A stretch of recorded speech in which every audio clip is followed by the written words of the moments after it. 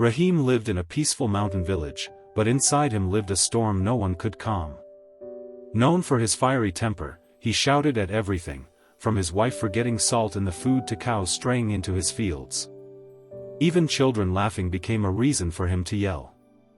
Rahim blamed the world for disturbing his peace, believing others were disrespectful and careless. His wife Amina often warned him gently, "Why let such small things make you so angry?" But Rahim always responded with frustration. He thought anger protected his dignity, not realizing it was destroying his own peace. The village slowly began avoiding him. Children ran away.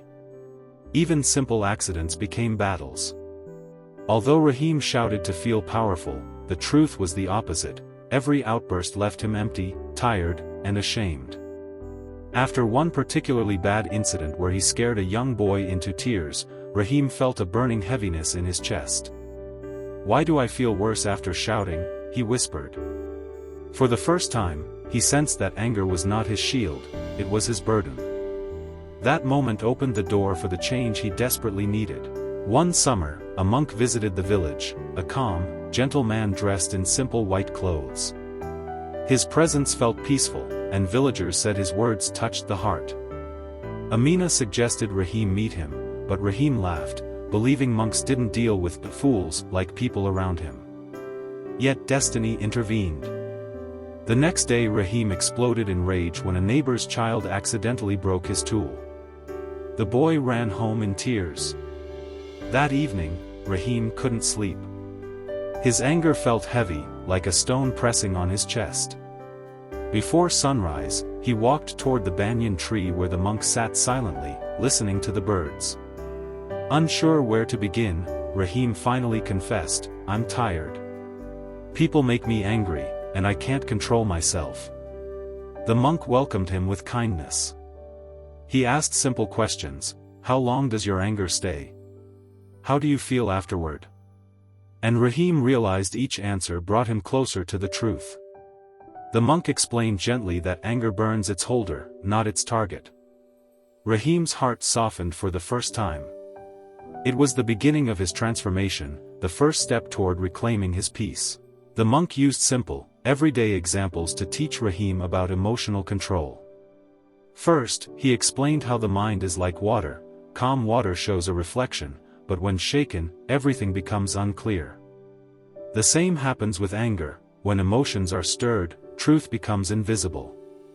Then came a powerful lesson. The monk asked Rahim to boil a pot of water. As bubbles rose, he said, "This is anger. When the water boils, you cannot touch it. When emotions boil, you cannot touch peace." Then he added a spoonful of sand to the boiling water. The water became dirty instantly.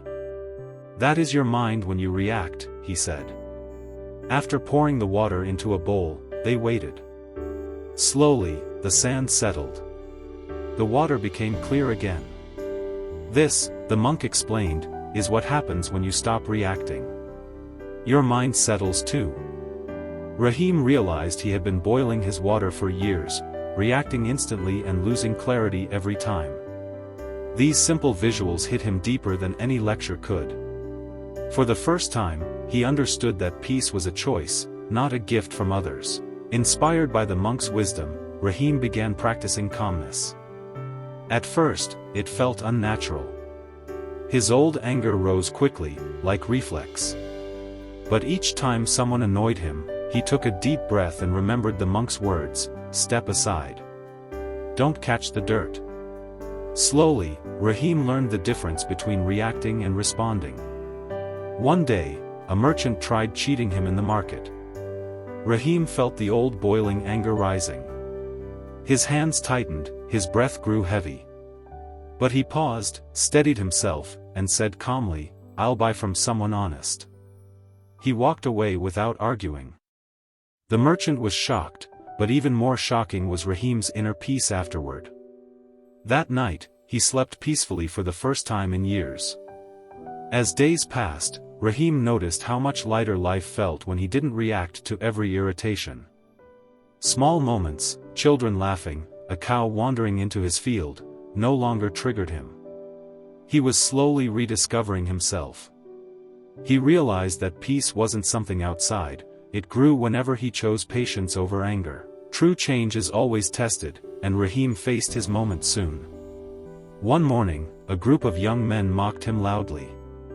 "Look, the angry man has become a saint," they laughed. Old Rahim would have exploded instantly.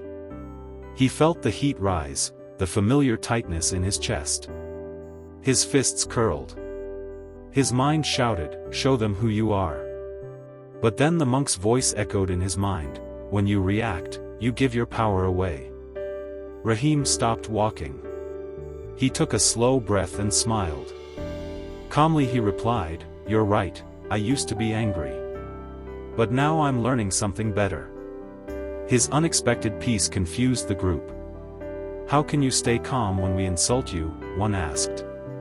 Rahim answered with wisdom he had earned through struggle, "When someone offers you poison, you don't have to drink it." The young men fell silent. This moment marked Rahim's victory, not over others, but over himself. He learned that strength is not in shouting louder but in choosing not to be shaken.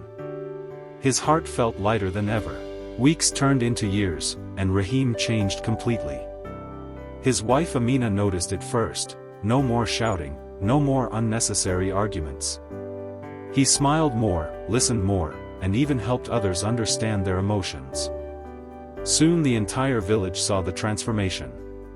People who once avoided him now came to seek his advice.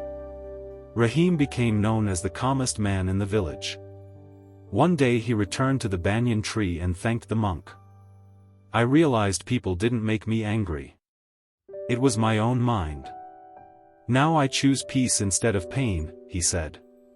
The monk smiled and replied, "Life will keep testing you, but each time you stay calm, you grow stronger."